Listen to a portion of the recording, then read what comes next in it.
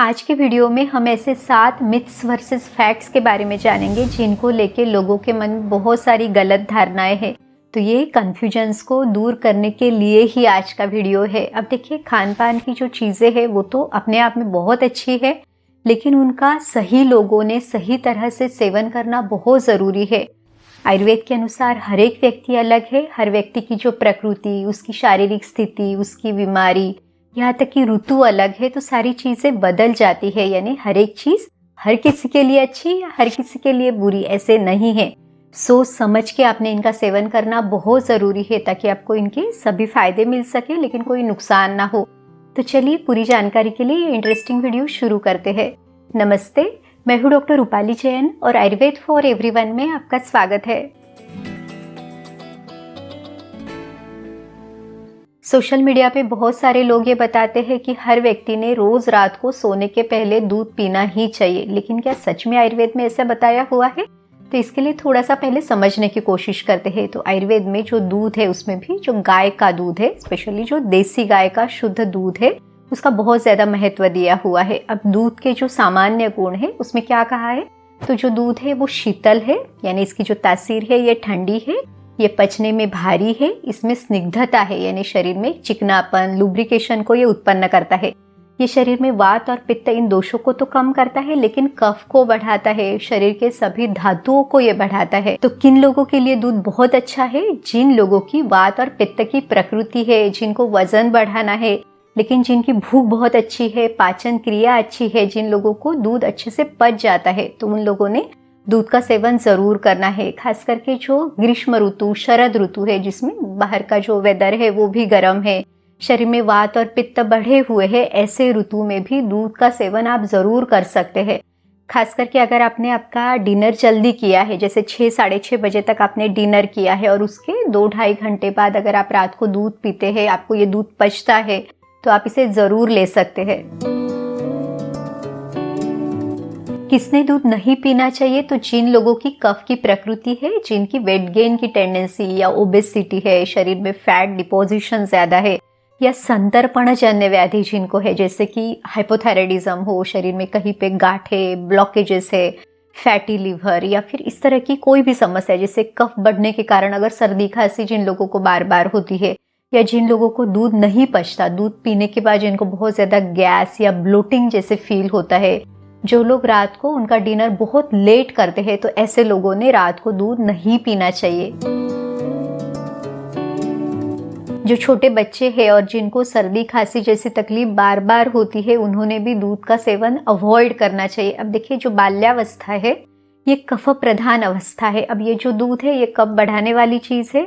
काफी लोग ये सोचते हैं कि अगर हम बच्चों को दूध नहीं देंगे तो उनको कैल्शियम कैसे मिलेगा। तो वैसे भी अगर ये दूध नहीं पचा तो उनकी तकलीफ ही बढ़ाने वाली है।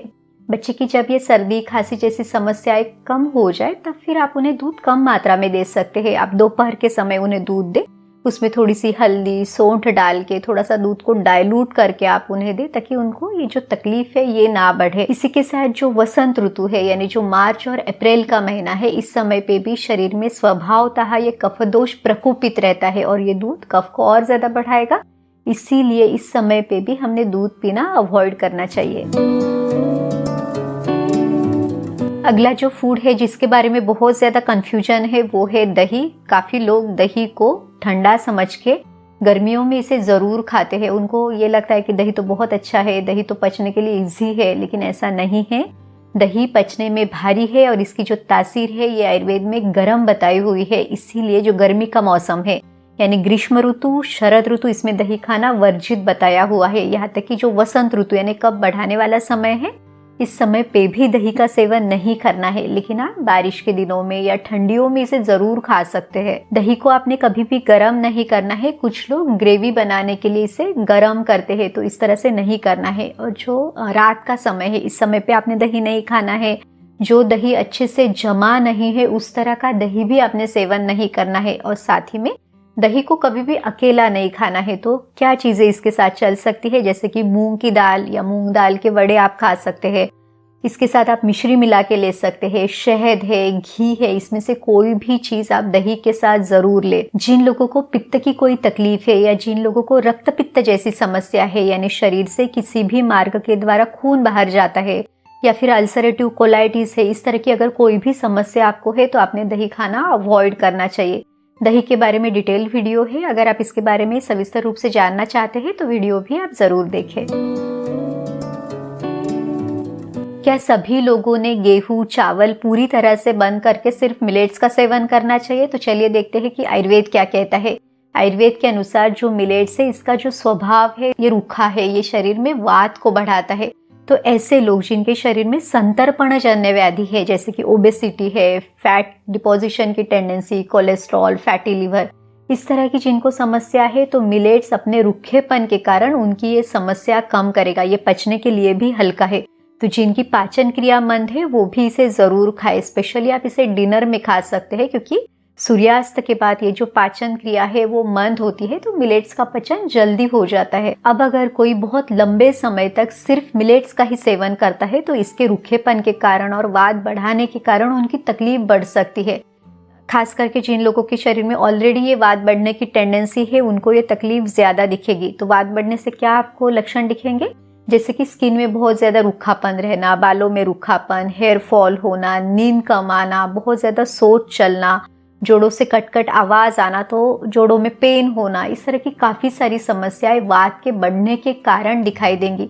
आयुर्वेद में वात के बढ़ने के कारण सबसे ज्यादा बीमारियां यानी 80 तरह की बीमारियां बताई हुई है। तो कभी भी जो हमारा फूड है उसके कारण हमारी तकलीफ बढ़नी नहीं चाहिए, उल्टी जो तकलीफ है वो कम होनी चाहिए। अब अगर आपको मिलेट की रोटी खानी ही है तो उसके ऊपर थोड़ा सा तेल घी डाल के आप खाएं, ताकि उसका जो रूखापन है उसको बैलेंस करने में हमें मदद मिले।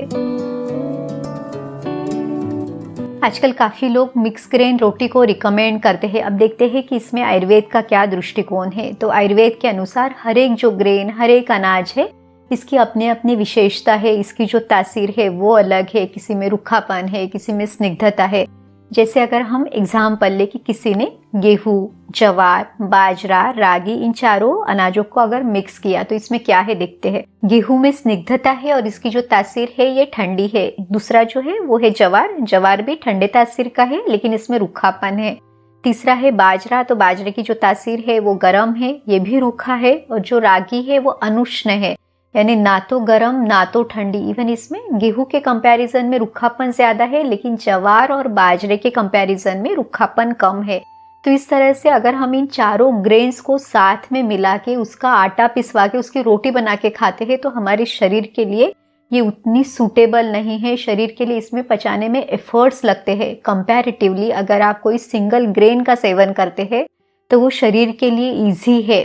फिर आप आपके लंच में गेहूं की रोटी खा सकते हैं और आपके डिनर में आप कोई भी एक मिलेट की रोटी खाएं। इसमें भी ऋतु के अनुसार भी आप इसका चयन कर सकते हैं। जैसे कि जो विंटर का समय है इसमें आप बाजरे का सेवन करें, क्योंकि बाजरे की जो तासीर है वो गर्म है, तो आप विंटर में इसे ले सकते हैं।